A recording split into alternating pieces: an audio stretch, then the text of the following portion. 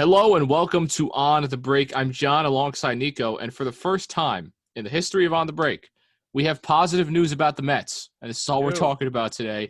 Steve Cohen, God himself, has beaten out Alex Rodriguez to buy the Mets. Steve Cohen's paying about $2.5 billion to buy the New York Mets. Some consider a dumpster fire franchise, but there's a lot of hope and potential. Just, if you're a Mets fan, you know that potential never gets realized. But with Steve Cohen, the one thing that's been holding the Mets back has been not wanting to spend a lot of money on big free agents or re-sign their players. And Steve Cohen is a hedge fund manager worth about $11 billion. So Yes, he is. it's not an issue anymore of, oh, I don't want to spend the extra $20 million on this guy. Steve Cohen's a Mets fan, basically, grew up, earned a bunch of money with the hedge funds and said, I want to make the Mets good. And that's what Steve Cohen hopefully is going to do. I don't know if this is a new chapter for the Mets. We'll see. You know, you don't want to get your hopes up too much, but this is the only glimmer of hope the Mets have had for a long time. And Nico, I just want to get your thoughts on it because this is a great day, a great time. Let's get it Yeah. going. Oh my God. He bought the team for 2.5 million. Well, he originally tried to buy the team last year, and of course, Yeah. knowing the Wilpons, and the Wilpons, decided to that 5-year window with everything, and then the whole deal broke out. We were like, oh my God, we're done. Like, now we got to be with the Wilpons, and then A-Rod came up, and then we were like, okay, so maybe Alex Rodriguez, and then they said Steve Cohen's coming back, and everybody was like, is this really happening? And then he agreed, and then now finally he's officially signing. And this is a big deal for the Mets because now we have like the rich owner. This is the guy who's going to spend. This is the guy who's going to put a good front office in place. Even the Wilpons are just, unfortunately they just went broke after the Bernie Madoff situation. But, I mean, the Mets have a nice young team in place right now, and I am very, very excited for what he's going to bring, the guys he can get, the farm system he builds. So I am very excited, especially now that this year they're like 21 and 27. They kind of suck, and the whole Brody thing and the whole Cano trade, and, you gave up your best prospect to get a 37-year-old player. Like, he's going to come in and just clean out the house, get the financials right, and we're going to be in good shape. I'm really excited for this guy, and I cannot wait. Yeah, the richest owner in all of baseball. You had the A-Rod deal, and I didn't hate it. I was at the I didn't point. either. I thought it was I good. think everybody was at the point where we're like, anything but the Wilpons. Please Exactly. save me. But I'm like, is Alex Rodriguez going to be much better? I really want Steve Cohen. I think that was the thought of pretty much every Mets fan at that point. Yeah, and the thing with A-Rod was I was a little nervous because at first I did like him. And then I started reading about A-Rod, and I was like, well, this guy actually was one of the guys who proposed a salary cap in baseball. So I'm thinking to myself, do I really want this guy as my owner? Because now he's proposing a salary cap. So how is he going to be as an owner? But I was looking into it. The Mets are in the financial situations, the same type of like around the same area as the Marlins. So they are bad. And the one thing I will say about the Wilpons, but I don't know if this has to do with the Wilpons, as bad as they've been, the past – since the Madoff situation, the Mets since 2015 haven't been a terrible Right. They went to the World Series in 15. They made a wild card in 16. 17, 18 wasn't bad. And then 19, they were actually pretty competitive. So it hasn't been a terrible 5 years, but when you're a New York baseball team, you have to be top 5 in spending. I mean, when you have the Yankees next to you spending $300 million on Garrett Cole, and we're paying Jacob deGrom $150 million. I mean, they got to go out and get big guys. And there are some big names as free agency. You have Real Muto. Yeah. We were hoping that Steve Cohen would become the owner earlier because I do still think that if Cohen was the owner, Betts would be ours. But, there still is, Trevor Bauer, JT. A Lindor trade can be possible, even though I don't know if they need a shortstop. But, I mean, he's going to come in. And I was reading that he's not going to be like the Jerry Jones owner who just like wants to be the owner and the GM. He's going to hire a good GM. Epstein's contract is up in 2022, I think. So, Theo Epstein maybe. Yeah. But he's going to really like make this team like, and he doesn't like to lose. So he's going to really like put this team into a position that I do think that they're going to be World Series contenders in a pretty, short time. Because I think they have a good foundation to build off of. They're not too old, and they just got to get rid of some of those bad contracts. But once they do that, I think they're going to be good. Like, obviously, getting Nelson Cruz just felt so useless to me. Yeah, They thought Diaz was going to be a lot better than he was or is right now. He's I shown mean, the flashes, but he's just not there yeah, right now. Diaz has been good this year, but you know, I'm not gonna lie to you. I just don't think he's a guy where you can look at him and be like, I want him in a big spot. And you didn't bring him in, you know. And the Cano trade, that I don't know what, Brody, he is out after this. There is no way they Yeah. keep him. He did make a nice move getting JD Davis, but I mean, you can't trade your best prospect. And then they traded Justin Dunn, who was, I think, their best pitching prospect, to get a 37-year-old player. Like, and then the best part is you ate his money up too. I really just the stupidity, it's just Yeah. stupidity. Kellenic looks like he's going to be a really good baseball player, but like, the Mets were. That's just the type of situation the Mets were in. That's the type of situation we would be in if we didn't have this guy. But now that we have him, I think he's going to turn them around. Well, I hope he is, but he's a Mets fan, so he has a piece of art worth more than the Mets whole team salary. So I think we're Yeah. going to be good. Yeah, billionaires are their pieces of art. There's a lot of theories and stuff about what they do with that, but the Mets are going to be his piece of art, and it's not going to be a tax write-off. He putting 95% of them after this. 95% of it. He's expected to make a deal for SNY at some point. Again, obviously, this all has to be approved by the owners in November, but everybody expects this to go through pretty close to unanimously. I'd expect everybody but like the Yankees and the Braves to vote yes on Steve Cohen. I do think that.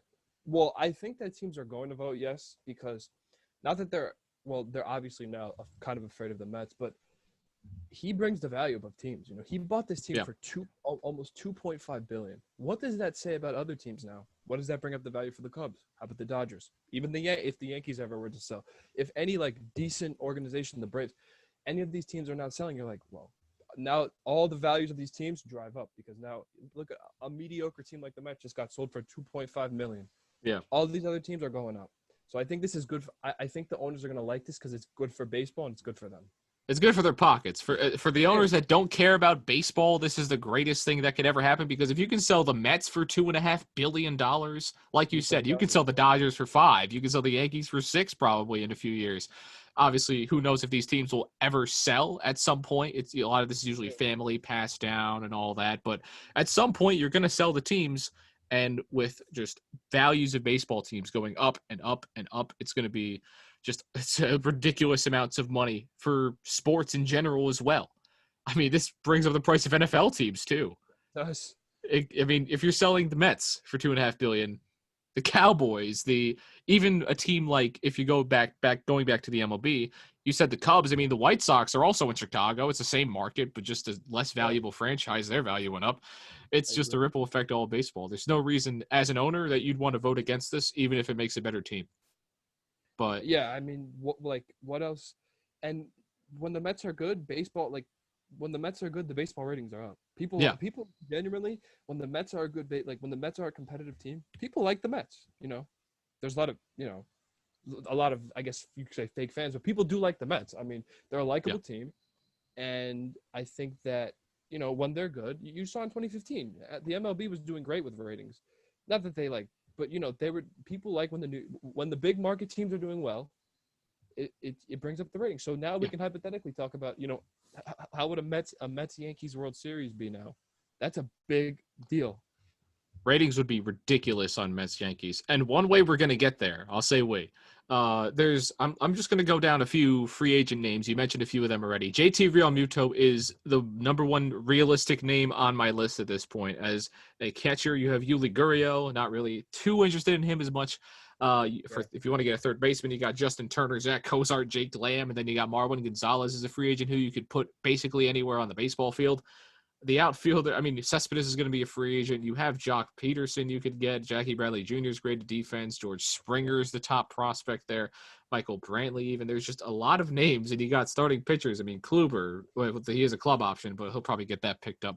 Tanaka's a free agent. Bauer's a free agent. Robbie Ray's a free agent. You get the idea at this point. There's a lot of names out there that the Mets were expected to get in the past, but never were able to get with the Wilpons because the money wasn't there. you could pick and choose any name. I mean, we've been fantasizing as Mets fans about signing the best players, trading for the best players. You mentioned Betts and Lindor. The Mets were always in the conversation as having the assets to get it, but Right. with, the Wilpons were going to sign a $400 million contract with anybody. Even if God himself came down and played baseball, the Wilpons wouldn't pay him. So now you have Steve Cohen, the hedge fund manager, $11 billion man. He's fine with signing anybody. He'll just, let's write it out of my paycheck. I could retire like the population of Arizona right now Yeah. and, get whoever you want. Any name. And, a guy that they've been talking about since 2018 is Real Muto. They were supposed to get him a couple years ago with the whole Syndergaard debacle, trading to the Yankees, and they didn't.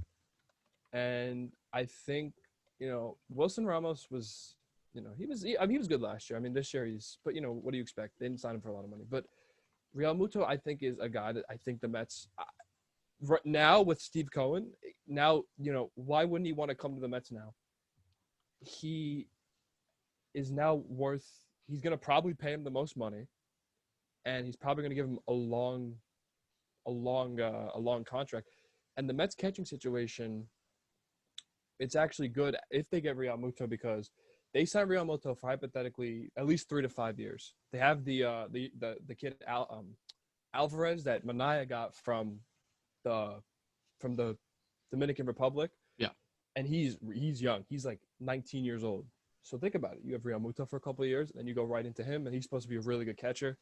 So the Mets can actually have a decent catching situation for the next 5 to 6 years if they get Real Muto and go right into Alvarez. But, I mean, with the pitching, they're going to need some starting pitching. I mean, that's it the looks problem. like Porcello's not coming back.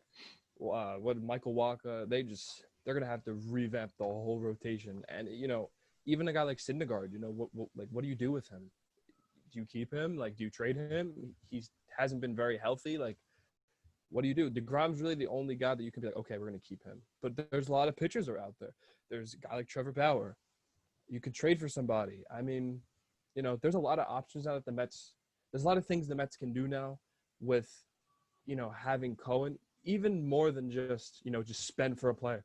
They're going to develop a good farm system. He's going to bring in a good management, a very good upper management team, and they're going to really start to develop the farm. And I can see the Mets becoming a team that has one of those top 10 farm systems, as well as being able to spend, which is something that we've always, dreamed of. Yeah, it's just everything that the Mets weren't able to do for the past 5 years, they're going to be able to do it, right? It's developing the team. You're like, okay, the team's developing. We have all these young players. Oh, we're not going to be able to re-sign them in 5 years. That was the problem with the Mets. But now, I mean, you have Pete Alonso, obviously. He's going to get a rich contract. You have Rosario, who I've liked Rosario so far. Now we know Conforto's going to get paid. Exactly. He's going to get paid. Who knew? If Cohen's not the owner, maybe Conforto walks. And probably. You want a solid outfielder, a young, nice outfielder like Conforto walking? Of course not. But now you're like, okay, they're going to re-sign Conforto. Now you don't got to worry about that no more. Conforto would probably be a Royal if, Cohen doesn't buy the team. Exactly. They brought guys up. They had a decent farm system, brought these good, nice young players up. But what happened? They left. Guys like Wheeler. Wheeler should still be on this roster now. Yeah, now he plays for a division rival. There's no way why a guy who pitches a career below a 4 ERA should be off of this team, especially now with the pitching situation they have now. You're telling me they couldn't use Wheeler? They really could have, but now with Cohen. And the best part is we're actually going to get a real MLB manager. Right, that's the thing. Not a Luis Rojas, who I like, but just not manager material. Maybe they'll get like a Buck Showalter. Yeah.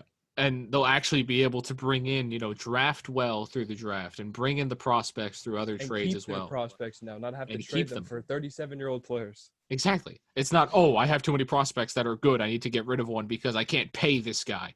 It's, I have good players. I'm going to hold on to them, and I'm going to do what the Padres did this year.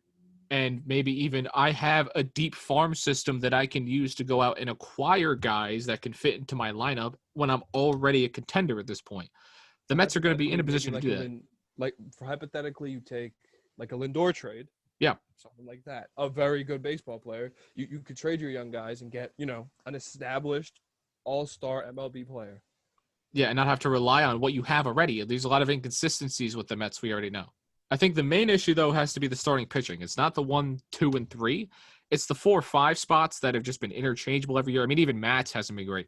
But you need to get like 3 more decent pitchers. You don't even need to have elite pitching at that point. Right. You already have the best pitcher in all of baseball that, arguably, but I don't think it's much of an argument. I say you keep Syndergaard. You hope he stays healthy. If I mean, he's I wouldn't healthy, be. The thing with Syndergaard's problem is not if he's going to be good. Like when Yeah. he's you saw last year when he was healthy, he was really good. Yeah. And that's just and the thing about Syndergaard I like is, he pitches in big games. He's been there, pitched in the World Series game, pitched really good in the World Series game, pitched really good in that wild card game in 2016. So that this guy is a big game pitcher. The only problem is health. But you know what? He had, he had surgery this year. He's going to be out, but they say, I think he had Tommy John surgery. Yeah. And they say, once you get Tommy John, you should be good. So hopefully, if Syndergaard's healthy, he's going to be good. He's a guy who pitches very, very well, pitches in big spots, pitches innings. He's going to be fine. 28 years old, has plenty of his prime left to go, even with Tommy John. You still have DeGrom. You have to acquire one more. Not even that old. Yeah. Pitchers can go until 32, 33, 34 years old and be really, really good. Exactly. Look at a guy like Verlander. Yeah, Verlander is still one of the better pitchers in baseball when he's balling out. He won a World Series and he's like over 35. Yeah. I mean, hey, the next free agency after this, Clayton Kershaw is a free agent. If you even want to fantasize about that, I'm sure the Dodgers are going to re-sign him. Obviously, the Dodgers are going to re-sign him, but you do not know. Weirder things have happened in the history of Max Scherzer is a free agent. Imagine if the Mets say, you know what, let's sign Clayton Kershaw and Max Scherzer. I'm not going to predict that or even think about that, but it's possible now. It's not something that you can't think of. Right. It's very unlikely that they sign even one of those guys. But when you have the money that the Mets have now, it's possible. It's like a Yankees level of, the Yankees are in contention for literally everybody in the league. Yeah, I mean, I don't know, the way that the Mets are structured right now, I think that this is a very good team to build off of. Because they can hit. That's the thing. They have a lot of nice young hitters, and they have there's a few things that they don't have to worry about. They don't have to worry about who their best pitcher is. You just have to find pieces around him, and you seem to have a good young core of players. Even like a guy like Jimenez comes up, he's playing well. They got Jeff McNeil. Conforto is after he's starting to get healthy after that gruesome injury a few years back. Right. And, I know Alonso has been off this year, but I think overall that he's going to be fine, and you just got to really just now start to put the pieces together, and that's what he's going to do. Yeah, he's just going to put it all together, and I think we all thought the Mets had a lot of potential and that there was a lot of pieces to be able to put around, and there's a few more pieces to the puzzle. I think it just shortens how long you have to wait for that. Right. And it's a near guarantee. With the Wilpons, we were thinking 10 years. With Cohen, you think 5, you think 4, you think 3, where the Mets can become a contender for the NL East crown and even a World Series with the NL not having as much competition as you might think. Yeah. It's just there's a lot of ways that the Mets can go now that isn't down. It's not a guarantee. Nothing's guaranteed in anything. Of course not. But with money, you have a chance now in baseball. You know that you actually have a chance. Right. There's a chance and there's a probability higher than 0 at this point because with the Wilpons, it was nothing. The Mets were trending down. It was going to be a lot of pain and no way out because, you say, oh, you get a lot of high draft picks, you sign a lot of prospects. Well, those prospects would have been gone 3 years later. It would have just been a cycle. And Steve Cohen broke that cycle. Anything else you want to add so far? No, I think that's it. Yeah, so for the Mets, there is finally hope. And that is all you can say. Instead of living on a prayer, we're living on Steve Cohen. Exactly. The richest owner in all of baseball. Nico, thank you for coming on the show. I'm John. We are on the break. Thank you so much for watching. Let's go Mets. Steve Cohen is our savior. Thanks for watching.